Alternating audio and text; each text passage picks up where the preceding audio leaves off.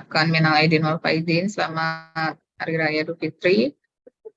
Mungkin semua sudah pada liburan ya panjang. Kita mulai lagi persiapan untuk ujian tengah semester. Sesi ke-7, nah seharusnya adalah review dan kita akan adakan kuis. Nah kita akan materi ya, tapi mungkin kita nanti hanya 1 jam saja sih. Karena kewajiban kita harus 7 kali pertemuan ya sebelum UTS. Kemarin tanggal 1 tanggal merah, jadi Ibu cancel. Ternyata libur.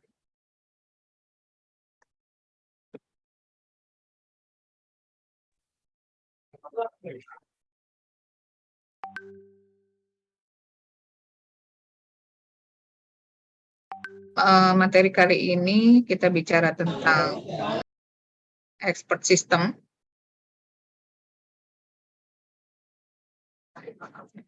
Nanti tolong diperhatikan karena ada beberapa yang menjadi bagian ujian ya. Pemahaman terkait dengan knowledge based system, itu salah satunya aplikasinya adalah expert system. Jadi kalau knowledge based system itu adalah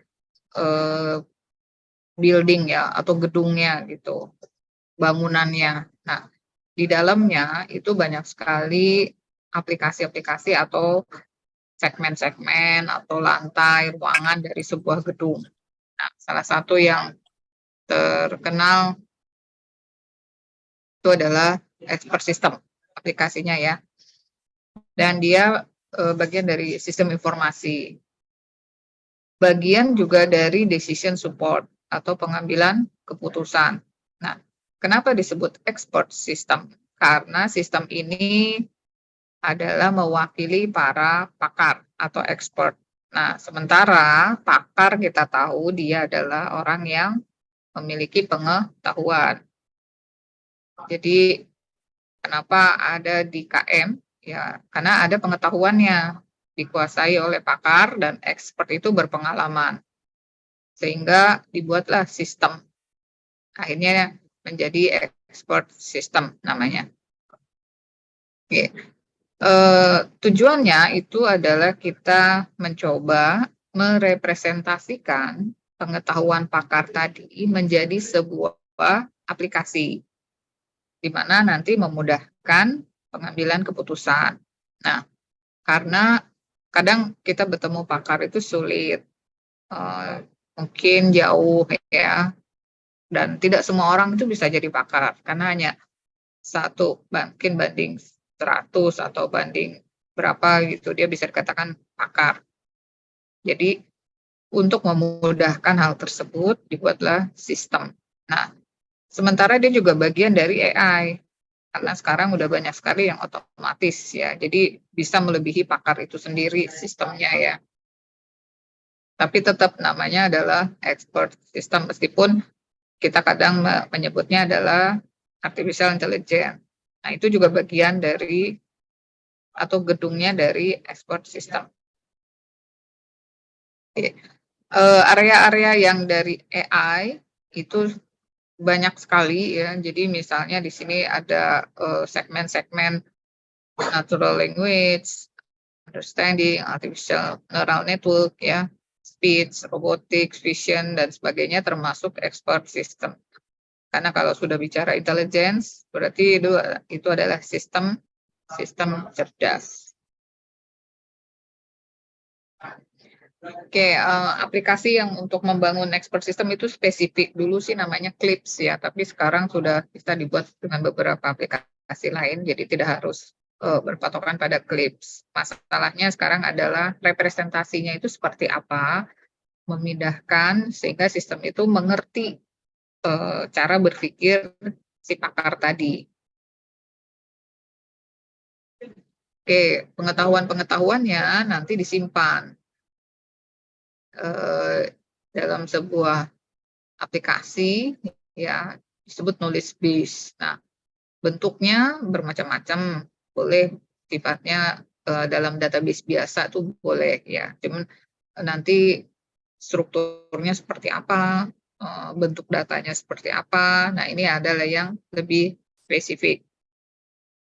Salah satu kategori knowledge base itu misalnya adalah buku ya, magazine, majalah, terus kemudian pengetahuan yang dikumpulkan sedemikian itu sehingga kita mudah dalam mencari. Nah, hal yang unik karena dia menjadi sebuah expert system, dia ada inference engine-nya. Jadi salah satu syaratnya dia memiliki inference engine atau mesin pencari, mesin penalar, mesin pelacak ya kita menyebutnya. Nah, melacak apakah dia? Melacak pengetahuan yang disimpan sebagai basis. Jadi bukan hanya sekedar data, tapi sebagai pengetahuan. Ini suara Ibu jelas tidak ya? Jelas, Bu. Oke. Komponen yang penting dalam expert system itu minimal 3. Ada knowledge base-nya, karena kita memang sedang belajar knowledge management lanjut, dasarnya itu adalah knowledge base. Nah, kemudian ada inference engine, nah ini yang menjadi representasi dari knowledge-nya. Kemarin kita sudah mengenal beberapa model representasi ya. Ada yang semantik, ada yang frame, misalnya ada production, ada yang script ya, macam-macam. Nah, lalu dia akan berhadapan sama user.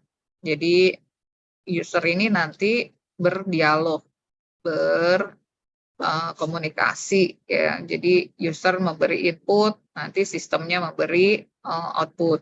Nah, apa yang ditanyakan user dijawab sama sistem. Misalnya seperti chat GPT. Jadi chat GPT itu termasuk salah satu bagian dari expert system. Karena kita bertanya apapun di apps-nya chat GPT itu dijawab ya sama si aplikasi chat GPT-nya. Dan dia mencari knowledge base-nya dari mana? Dari seluruh database yang terkonek ke internet. Jadi dia knowledge base-nya bisa bermacam-macam. Berada di mana-mana. Dan dia terkonek dengan internet akan terlacak pada dia. Nah, ini mesin pencarinya yang dimodelkan. Dimodelkan menjadi lebih advance ya. Karena algoritmanya pasti lebih kompleks. Bagaimana dia menemukan data-data basis-basis pengetahuan di internet? Itu pasti algoritmanya cukup kompleks.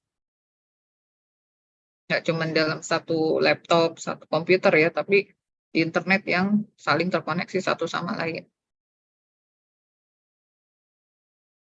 Oke, sekarang ada masalah problem domain sama knowledge domain. Nah, biasanya seorang pakar itu spesifik sama ilmunya sendiri. Ya, contoh misalnya kalau dokter itu kan sama ilmu kedokterannya, terus finance sama ilmu keuangan, misalnya ya, insinyur, keinsinyuranan, dan seterusnya.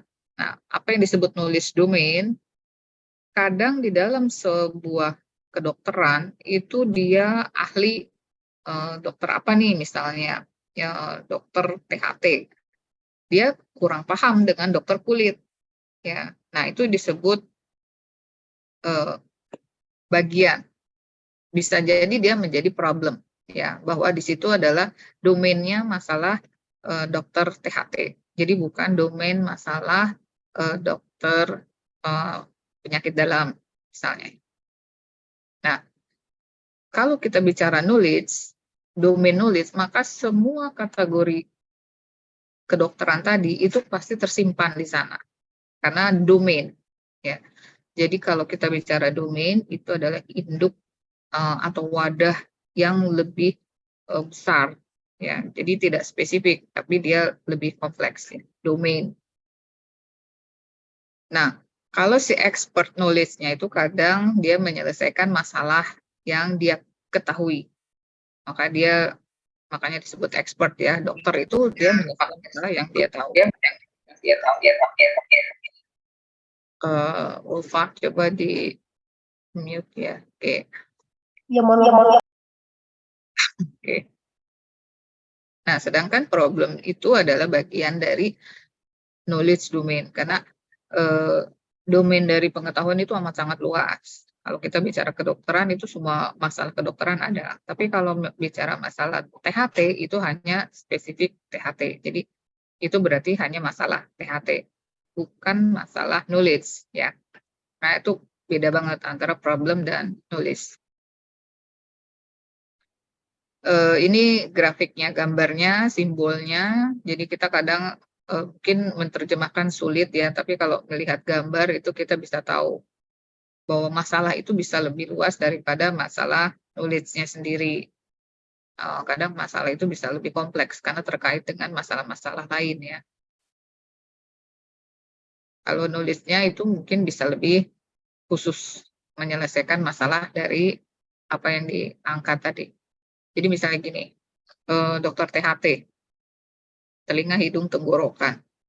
Nah, masalahnya dia THT, ternyata pengetahuannya itu terkait THT, tahu-tahu kompleks masalahnya itu dia masuk ke tenggorokannya itu adalah bagian pernapasan.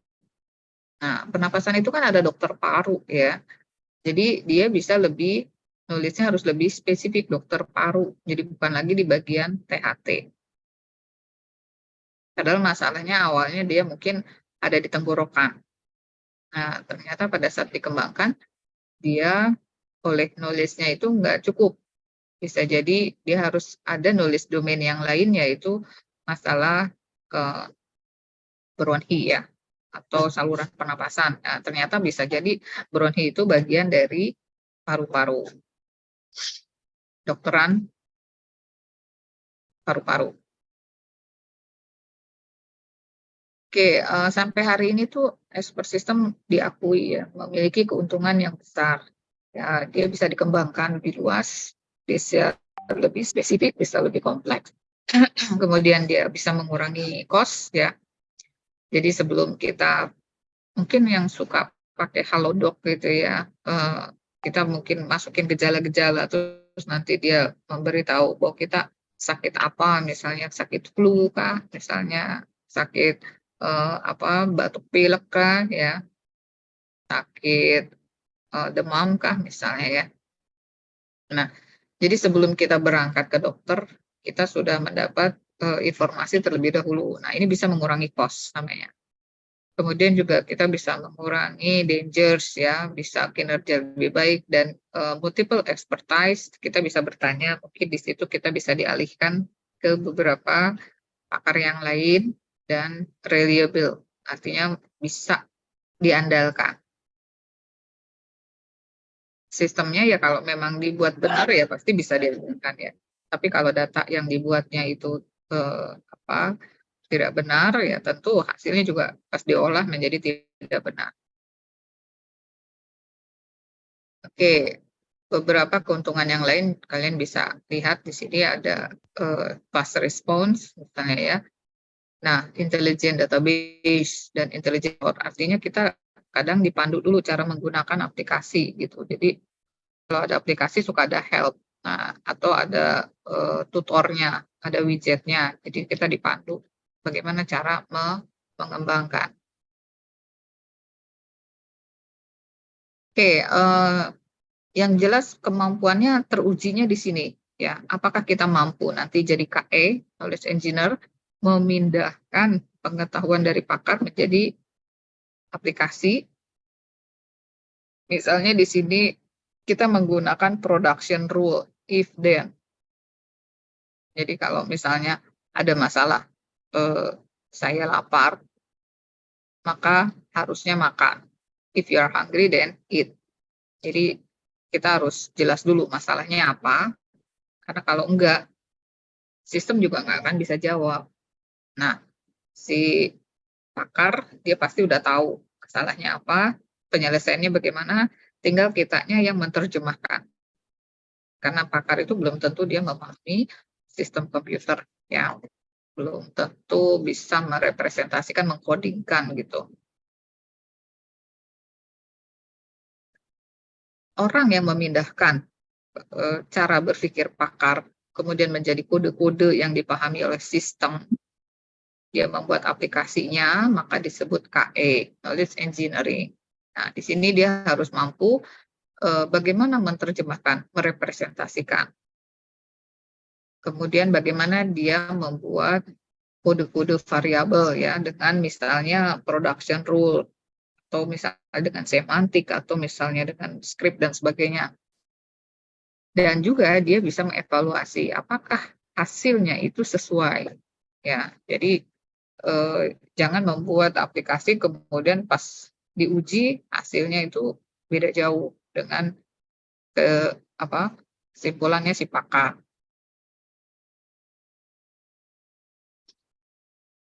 Jadi satu hal yang penting dari nulis base system, aplikasinya sistem pakar, pertama kita nulis representasi yang benar dulu. Karena kalau nggak benar, ini masalahnya tidak akan bisa selesai. Jelas, ya harus bisa merepresentasikan atau menggambarkan, memahami apa yang dimaksud dengan masalah, lalu diselesaikan. Yang kedua, setelah tahu masalah itu selesainya bagaimana, kita akan membuat logik di pemrogramannya. Nah, ini yang disebut inference engine nanti ya. Tadi ada tekniknya, ada metodenya. Apakah dia forward ataukah backward.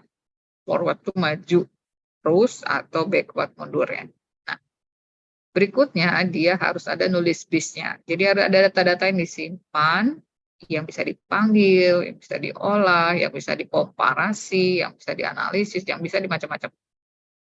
Dia simpan dengan nulis base-nya, lalu ada data-data dasar ya yang kita juga harus kumpulkan. Faktanya, dasarnya seperti apa, lalu nanti terkalkulasi, oh iya, nilainya berapa, tervalidasi. Nah, untuk membuat kesimpulan, itu biasanya nanti ada metode yang disebut fuzzy, karena nanti misalnya nilai yang dihasilkan itu ternyata persentase, sekian persen, sekian persen, sekian persen. Menerjemahkan sekian persen itu seperti apa, itu menggunakan fuzzy. Ya. Nanti kita belajar metode fuzzy-nya. Oke, untuk representasi, tahapannya kita harus memahami logiknya dulu, lalu memahami rule, aturan-aturan, karena si pakar itu pasti tahu cara menyelesaikan. Nah, itu kita bisa buat rule, ya aturannya. Tahapan rule-nya 1, apa dulu, 2, nanti lanjutnya gimana, 3, dan seterusnya. Nah, kemudian boleh kita gambarkan apakah dengan semantik, apakah dengan frame, apakah dengan objek yang lain, ya boleh. Jadi ada banyak cara merepresentasikan. Umumnya komputer yang tradisional ini memang structures dan algoritmik, tapi yang sekarang sudah AI, komputer itu sudah dinamik ya dan autonomous. Jadi kadang dia bisa lebih cerdas sendiri komputernya. Ada sebagian pakar yang makanya sedang dihentikan terkait dengan AI karena diasumsikan AI-nya nanti bisa menjadi lebih cerdas sendiri gitu, autonomous ya, otomatis. Jadi banyak pakar yang khawatir karena itu ChatGPT juga di stop dulu ya. Jadi pengembangannya dalam 6 bulan semua sepakat ChatGPT tidak akan dikembangkan lebih lanjut dulu sampai ada yang bisa mengontrol si AI-nya ini. Karena kalau enggak nanti bisa saja mesinnya yang malah mengatur. Oke, beberapa algoritma yang lain. Nah, ini bisa kita sebut dengan path connecting problem ya atau dengan problem space. Jadi ada banyak cara menyelesaikan masalah. Ada yang dengan procedural, ada yang dengan network, ada yang dengan tree, tahapan-tahapan memecah atau menyelesaikan masalah. Atau dengan solution space. Nah, jadi artinya setiap alternatif itu dicari jawabannya. Problem space ya dia temukan, nanti diuji, setiap masalah-masalahnya diuji. Selain itu, untuk menyelesaikan masalah tadi ada teknik pencariannya, search metodenya, yaitu random, blind, and directed. Kalau random kita bisa ngacak ya. Tapi kalau blind kita anggap kenapa disebut blind search ya? Dia sebetulnya kategorinya tuh dia menemukan jawaban yang tepat buat dia tidak tahu dia tidak mau melihat apa yang ada, tapi dia tahu bahwa ini jawaban yang paling tepat, makanya disebut blind search. Tapi kalau random, dia pilih-pilih meskipun dengan cara ngacak, terpilih, terpilih, terpilih, cocok apa tidak, kalau cocok diambil, kalau tidak dilepaskan lagi ya. Nah, atau ada yang directed, langsung. Ketika ditemukan, dia langsung menemukan jawaban, karena sudah ditentukan misalnya. Oke, sebetulnya di dalam struktur data kita beberapa metode sudah kita belajar ya tentang search. Mungkin kita waktu itu pernah searching ya, ada pencarian itu biasanya ada yang heuristik ya, kemudian ada yang tree, ada yang binary, ada yang macam-macam. Itu di struktur data dipelajari. Nah, di sini kita juga belajar tentang depth first, breadth first, beam, high climbing, branch and bound, base first, dan seterusnya. Nah, depth first itu artinya kalau ada sebuah struktur tree atau pohon, maka dia harus ke yang paling bawah akarnya terlebih dahulu. Kalau breadth artinya dia yang paling datar terlebih dahulu. Jika yang permukaan datarnya sudah selesai, baru dia turun ke tingkat bawahnya dan dicari lagi. Ya, beam, ya dia cari bisa dengan hop atau lompat-lompat ya. Hill climbing, dia mencari dengan cara seperti naik gunung tetapi berputar. Nanjaknya itu jadi tidak langsung ke puncak, tapi dia nanjak gunung itu berputar-putar-putar cari ya, yang kira-kira mendekati yang mana. Branch and bound ya dia cari cabang yang bisa cocok. Best first dia cari yang terbaik terlebih dahulu.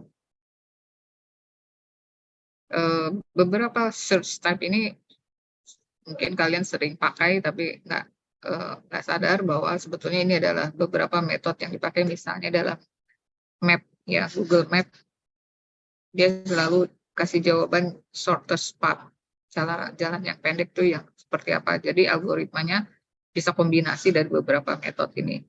Akhirnya kita ketemu, oh yang ini paling pendek, oh yang itu lebih macet dan seterusnya. Oke, perbedaan heuristik and algoritmik. Kalau di dalam heuristik ya, kalau algoritmik itu tahapan demi tahapan, tapi kalau heuristik itu dia bisa lompat-lompat, dia bisa dinamik ya. Jadi kadang pengetahuannya bisa lebih spesifik, kadang tidak. Kalau heuristik bisa kompleks. Kemudian rule of thumb, aturannya kadang harus diikuti. Kalau algoritmik, kalau heuristik tidak. Nah, kalau prior knowledge, pengetahuan sebelumnya harus ada atau tidak. Nah, algoritmik harus ada, heuristik tidak perlu, ya. Kemudian expertise, ada pakar. Nah, biasanya kalau algoritmik dia memang harus ada pakar ya. Kalau heuristik nanti bisa mencari sendiri, time solution and estimation. Oke, heuristik lebih dinamik dibanding algoritmik.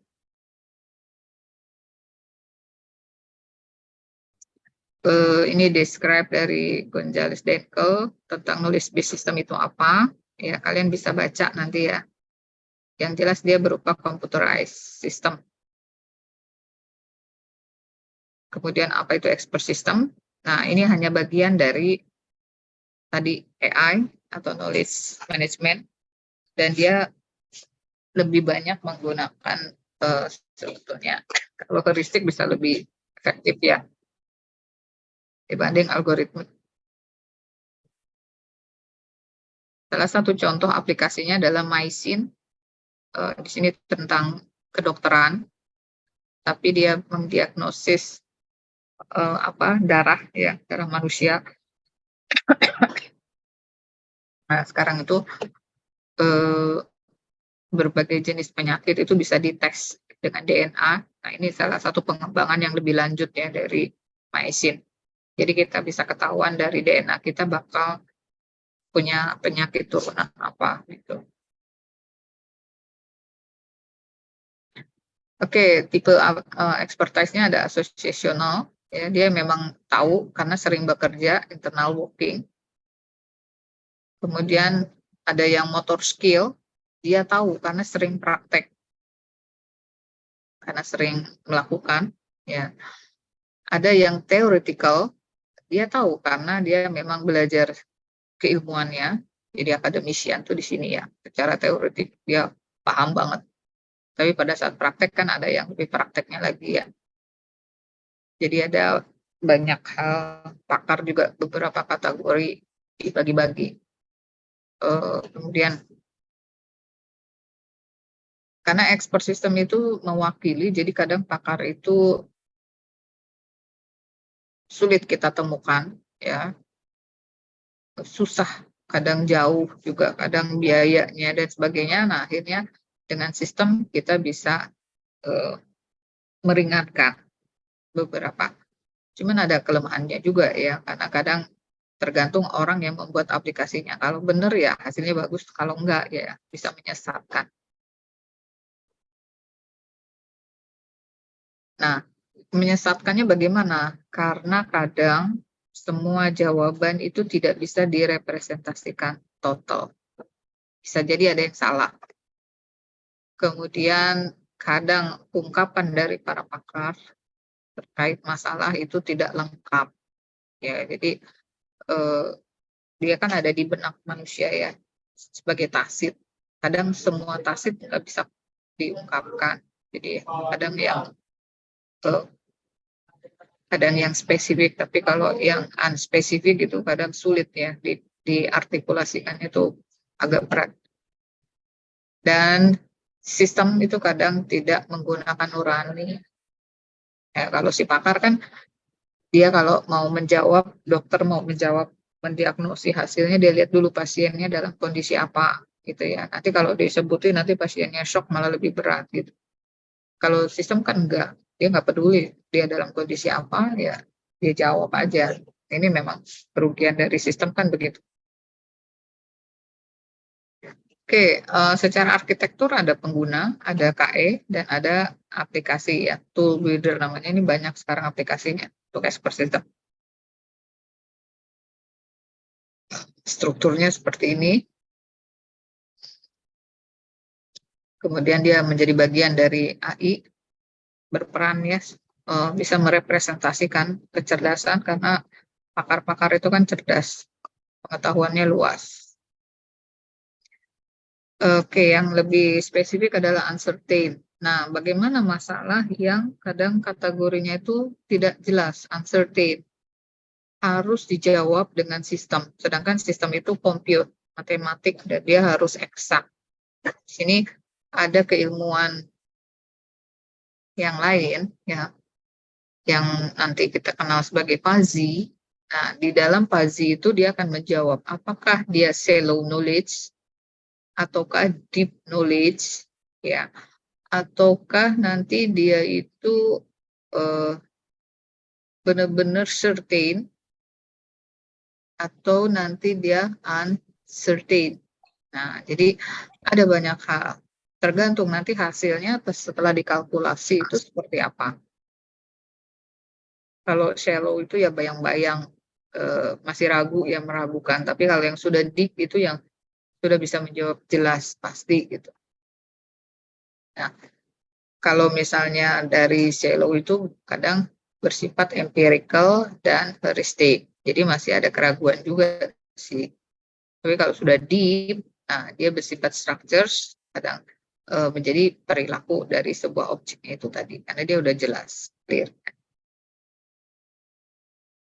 Oke, keterbatasan. Kadang ya satu ya, cara menuangkan itu tidak semua bisa sama, cannot generalize.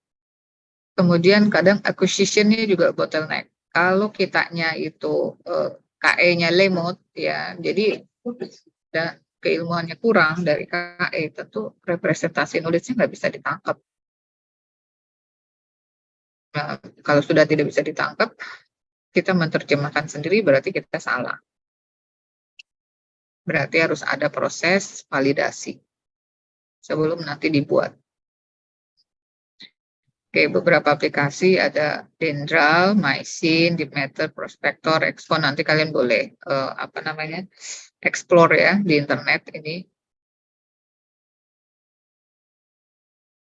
Apa saja yang bisa diselesaikan oleh expert system? Satu, configuration. Jadi kalau misalnya kita mau menggambar, merancang, ya, merakit dan seterusnya, itu ada apps-nya. Biasanya dulu di tools-nya itu AutoCAD CAM gitu ya. Dia biasanya orang-orang teknik itu merancang-rancang itu seperti itu.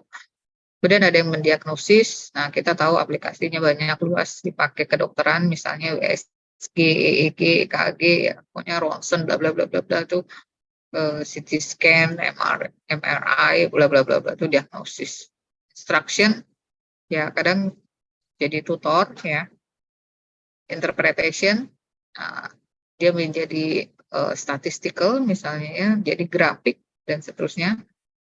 Monitoring, macam-macam ya. Jadi kalau monitoring misalnya kayak etle itu juga monitoring. Planning, prognosis, remedy, control. Jadi banyak banget ya aplikasi yang bisa dikategorikan dari expert system. Beberapa bahasa, nah karena itu yang banyak dicari itu selain C, Java, C Crash ya, dia bisa menerjemahkan, membuat language-nya ya untuk sistem pakar, dan juga tools yang spesifik tuh Lisp and Prolog biasanya. Oke, pertimbangan untuk membuat aplikasi, apakah pakarnya itu bersedia? Nah, kadang kita harus tanya dulu ya, nggak boleh memaksakan. Nah, karena dia harus willing to cooperate. Ya, jadi mau nggak? Kalau nggak mau ya kita nggak boleh maksa. Terus dia bisa menjelaskan dan nanti bisa dimengerti dan kemudian dia menyelesaikan masalah. Oke, beberapa aplikasi yang lain sih, kalau prosedural misalnya kayak C gitu ya. Kalau yang lebih keren itu Java. Makanya Java itu ampuh banget gitu kalau mau buat aplikasi-aplikasi cerdas AI. Oke, next itu user interface. Nanti kalian tinggal mendesain bagaimana caranya nanti di mata kuliah HCI itu dibuat ya, memahami supaya oh ini bentuk sistem pakar loh, tampilannya harus seperti ini, komunikasi interaksi antara pengguna dan sistem seperti apa gitu ya. Jadi jangan cuma next gitu kan. Nah, jadi ketika dia bertanya, mungkin contoh kalau kalian masuk ke chat aplikasi ya, help chat, atau misalnya kalau di Telkomsel tuh Veronica gitu kan, kita kasih kode dia ada jawab. Nah, jadi interface-nya tuh sudah memenuhi. Lalu exploration-nya, working memory, dan inference engine. Nah, ini yang lebih berat tuh biasanya di sini, inference engine. Logikanya nggak jalan, ya susah nanti dibuat aplikasinya. Oke, yang lainnya kalian bisa baca. Umumnya representasi pakai if, then. Ini umumnya ya, kemudian nanti kalian buat rule base. Contoh membuat rule base.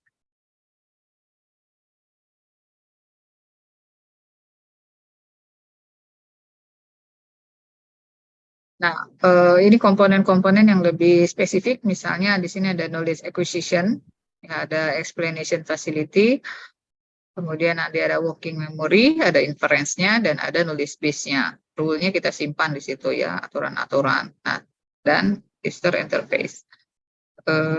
Mungkin contoh kalau misalnya knowledge acquisition itu kita bisa menambahkan sehingga aplikasi bertanya, ini hal yang baru mau ditambahkan atau tidak. Kalau kita punya dictionary, kamus, itu biasanya dia bertanya, ini kata yang baru nih, mau ditambahkan atau tidak. Nah, itu salah satu adalah knowledge acquisition facility. Oke, tadi Ibu sampaikan ada 2 metode yang utama untuk pelacakan, yaitu forward chaining and backward chaining. Kalau forward dia mencari alasan, ya, sehingga dibuat kesimpulan. Tapi kalau backward, nah dia mencari penyebab sehingga dia menemukan solusinya, menemukan kesimpulannya. Jadi forward itu mencari akibatnya ke depan, ya nanti jadi apa akibatnya, tapi kalau backward mencari penyebabnya. Kenapa? Itu cuma 2 hal, tapi ada sekarang yang hybrid antara forward dan backward, dua-duanya dipakai. Oke, production-nya nanti kita gunakan rule base dan kemudian kita pakai masalah dari si expert, ya. Kita coba pindahkan situasinya, lalu kita buat forward-nya dan kita buat backward-nya.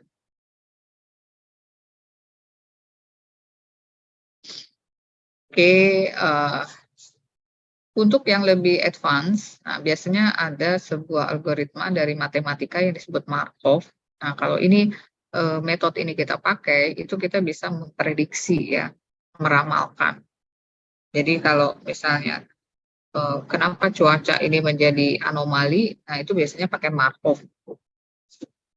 Apakah orang ini akan cenderung nasabah yang baik, pelanggan yang baik, nah itu biasanya pakai Markov algoritma. Ada lagi rate algoritma. Ya, nah ini bisa seperti jaringan. Jadi dia menyimpan beberapa banyak informasi sehingga kalau misalnya mau respon waktu dan aturannya itu seperti apa, ini bisa dijadikan salah satu alternatif cara mencari, ya. Ada juga yang prosedural. Nah, prosedural itu seperti SOP, ya, tahapan demi tahapan terus dilalui. Jadi kalau misalnya tahapannya dibolak-balik itu jadi ngaco. Misalnya prosedural itu cara membuat mie rebus. Nah, itu prosedural. Jadi didihkan air, setelah mendidih masukkan mie, tunggu 3 menit gitu ya, diaduk, kasih diangkat ditiriskan baru dikasih bumbu. Itu misalnya seperti itu. Kalau dibolak-balik dibalik ini tuh ngaco misalnya, ya. Mie dimasukin, dikasih air dingin gitu, terus ditambahin bumbu, terus ditunggu 3 menit yang nggak matang-matang itu nanti, ya. Jadi bisa, itu yang disebut prosedural. Kalau dilanggar dia bisa nggak sesuai. Karena prosedural itu harus sekuensial, berurutan. Oke, ini salah satu bahasanya. Beberapa alternatif nanti dari programming sekarang sih udah canggih-canggih, ya, tinggal drag and drop sebetulnya. Karena sudah masuk ke OOP. Nah, jadi aplikasi-aplikasi object oriented itu udah tinggal drag and drop dan kita bisa masukkan logiknya aja nanti. Oke, ini bahasa. Ya, sebelum nanti kita lihat salah satu bentuk contoh production rule, representasi knowledge. Nah, ini kesimpulannya dulu, ya. Jadi AI itu dari abad ke-20 itu sudah berkembang luas. Bayang ya, sekarang udah abad ke-21, jadi hampir 1 abad nih AI ini lebih canggih lagi. Dulu dari tahun 60 nih udah mulai expert system tuh udah mulai dibangun. Sekarang lebih kompleks lagi, ya. Bisa mendiagnosis tidak hanya masalah sakit tapi udah ke DNA dan sebagainya. Dan sudah digunakan di beberapa bidang expert system tuh, jadi bukan hanya di kedokteran tapi di berbagai jenis, misalnya keuangan, pertanian, ya, perkebunan, bahkan ruang angkasa dan sebagainya. Dan bisa menyelesaikan beberapa masalah yang tidak tahu algoritmanya harus seperti apa. Nah, ini kita coba dibuat aplikasinya seperti itu. Oke, sebelum Ibu lanjut, ada pertanyaan tidak?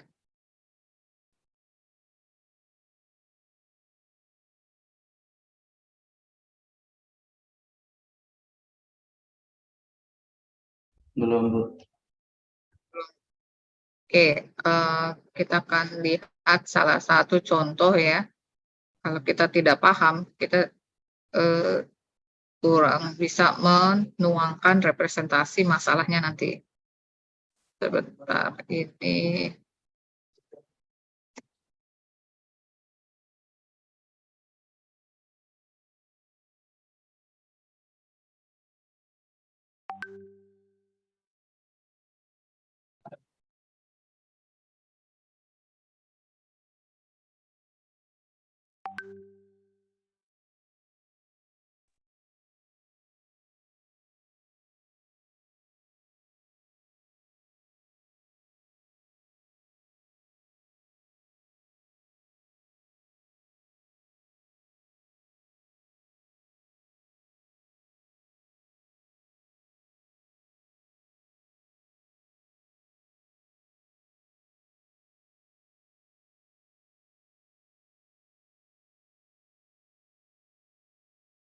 Ya,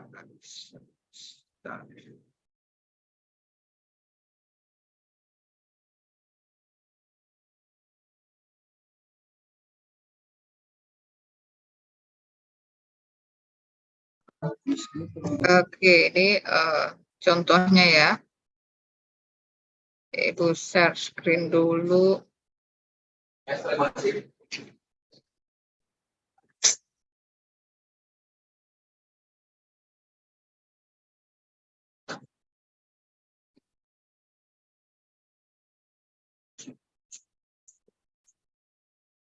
Ini mau dibesarin. Sudah terlihat belum? Sudah, Bu. Nah, jadi kalau kita lihat sebuah AI, kita anggap dia sebagai sebuah pohon ya. Akar keilmuannya itu apa saja? Jadi ada elektro, ada manajemen, ya ada filsafat, ada psikolog, ada linguistik. Karena harus dipahami bahasa-bahasanya. Nah, kemudian bidang keilmuan yang lebih luasnya lagi dari AI, dia bisa cabang-cabang.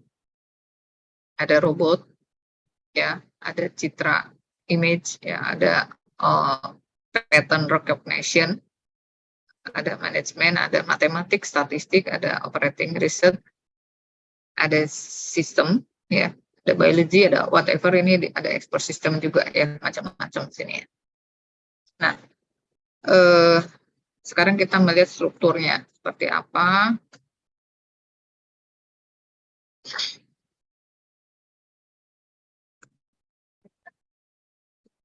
Jadi misalnya ada pengguna, dia bicara tentang fakta. Nah, kemudian ada aplikasi interface-nya ya. Lalu dia masukkan fakta-faktanya.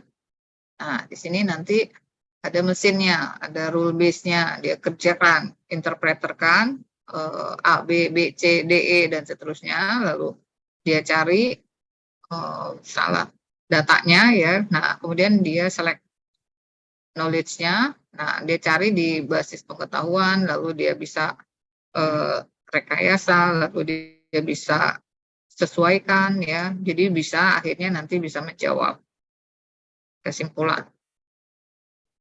Oke. Next-nya.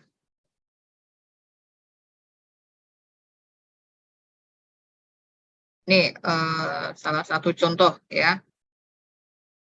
Di sini ada yang backward, kalau enggak yang forward dulu deh. Ini backward, yang forward.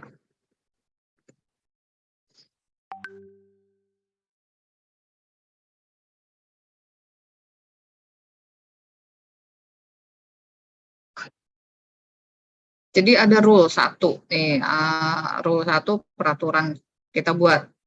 Jika A dan B, maka dia jadi D. Nah, A dan B ini adalah variabel. Variabel yang kita tentukan.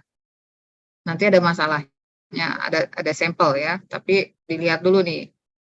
In next pertemuan kita akan lakukan dengan sampel-sampel. maka kita bisa gambarkan kalau forward itu langsung ke depan. Sini ada A, ada variabel A, ada variabel B, ya. Lalu A dan B-nya itu di N. Nah, makanya di struktur data kita mengenal N, OR gitu ya, dan sebagainya.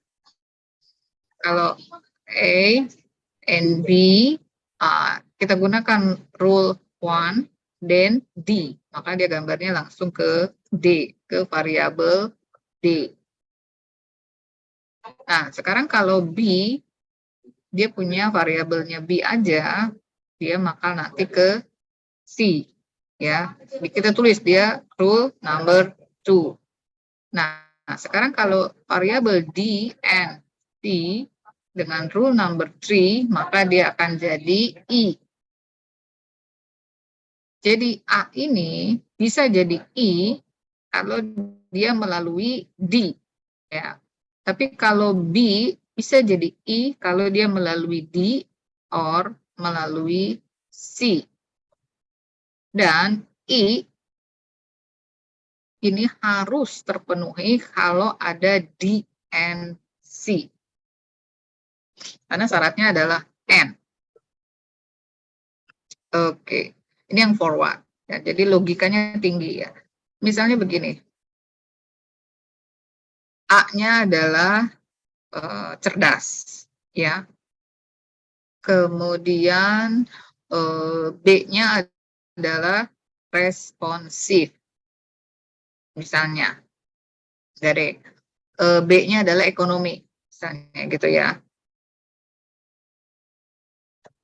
Kemudian kalau A dan B cerdas dan punya ekonomi, jadi syaratnya dia cerdas dan punya ekonomi, maka dia bisa D, bisa berhasil.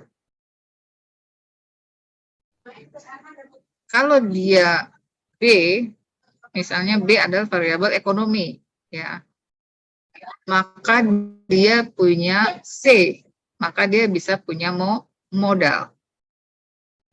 Jadi diingat, misalnya variabel A adalah cerdas, variabel B adalah ekonomi.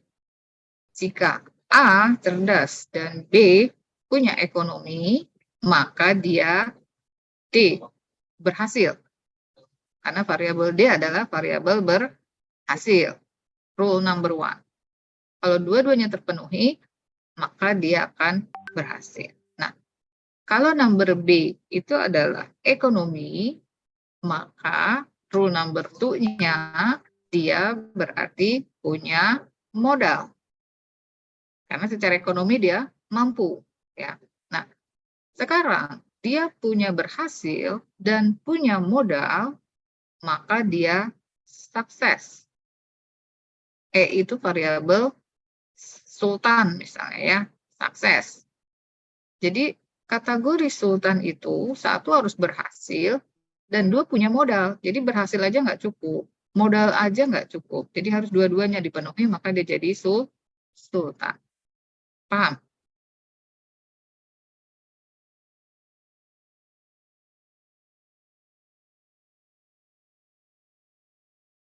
Siapa yang belum paham?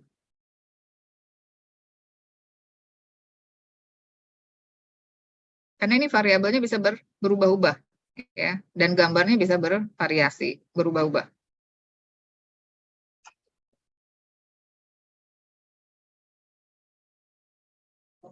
Sudah paham? Ada yang belum?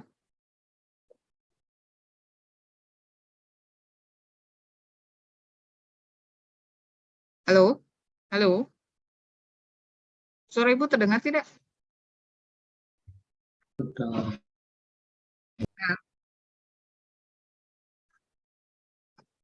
Nah, ini kan logik ya. Jadi ada ceritanya begini. Apakah saya bisa jadi sultan? Nah, pertanyaannya misalnya begitu. Kemudian ada fakta-fakta, ada data-data. Nah, fakta-faktanya apa? Data-datanya yang kita jadikan variabel. Nah, variabel ini kita simbolkan. Variabel itu simbolnya A, B, C, D. Itu kan. Terus menjadi sultan. Nah, setiap variabel itu, setiap statement itu bisa kita simbolkan dengan variabel. Nah, data faktanya apa? Satu, tadi dia cerdas. Dia itu adalah orang yang cerdas. Misalnya Amir adalah orang yang cerdas. Kemudian Amir memiliki ekonomi yang mapan.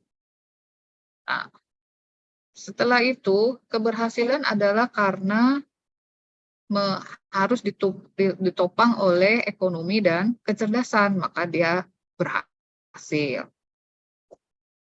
Modal dapat dicari kalau dia memiliki ekonomi yang mapan. Modal dapat menjadi kuat kalau ekonomi mapan.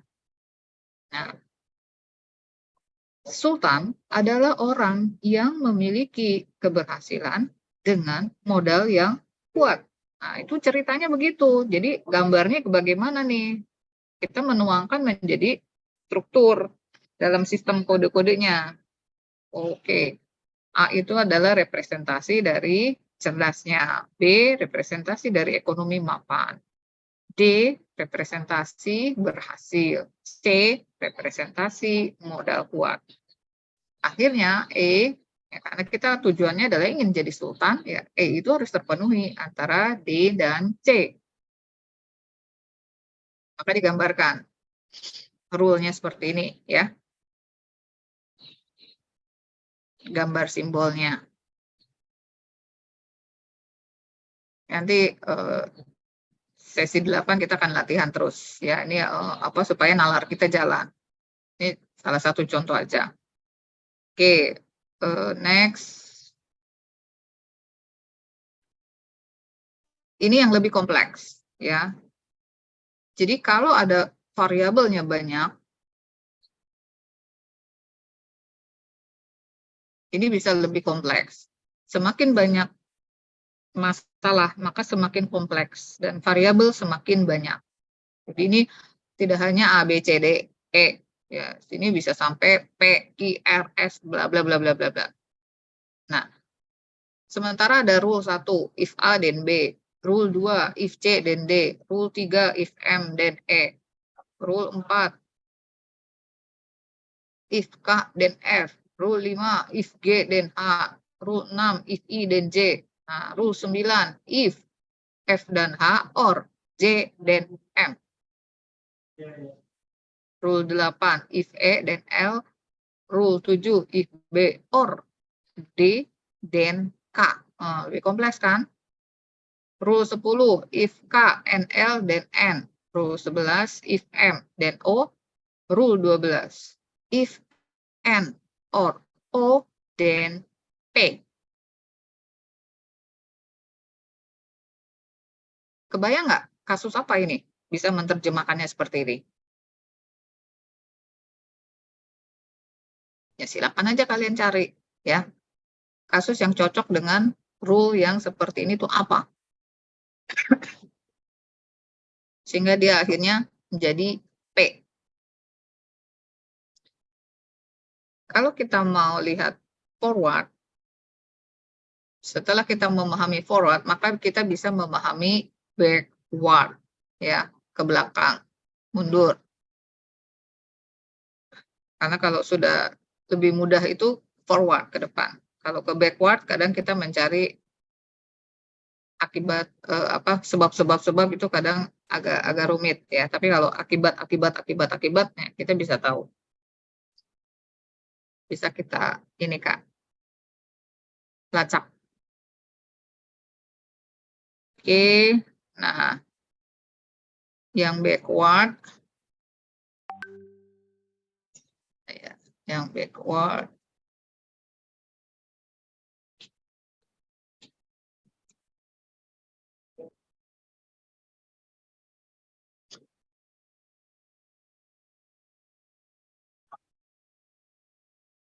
backward.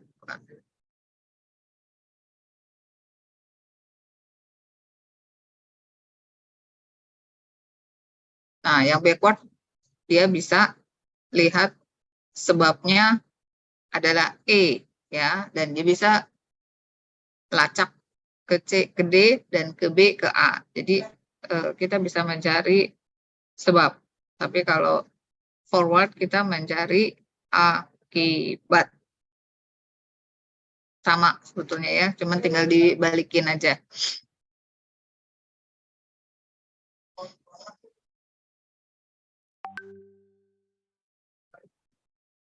Tinggal diputar balik. Nah, banyaknya sekarang itu kasus yang hybrid. Jadi hybrid itu dua-duanya dipakai, forward dipakai, backward dipakai.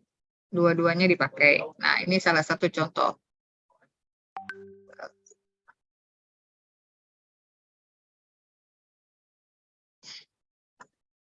Lima masalah.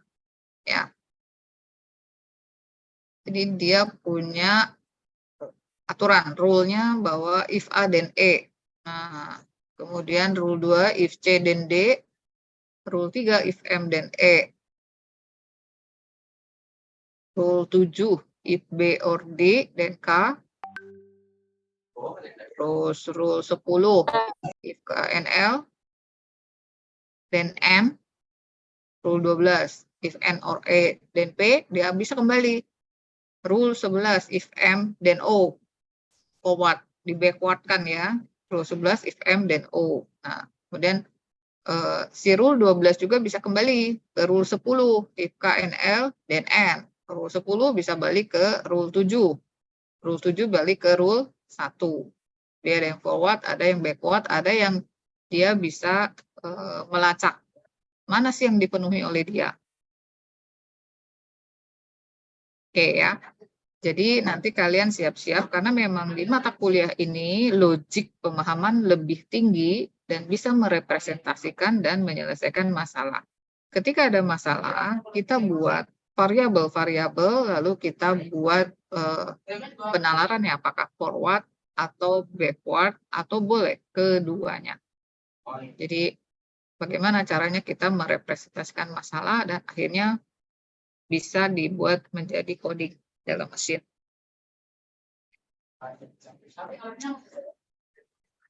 Selamat belajar ya. Selamat mengembangkan ilmunya, belajar lebih banyak.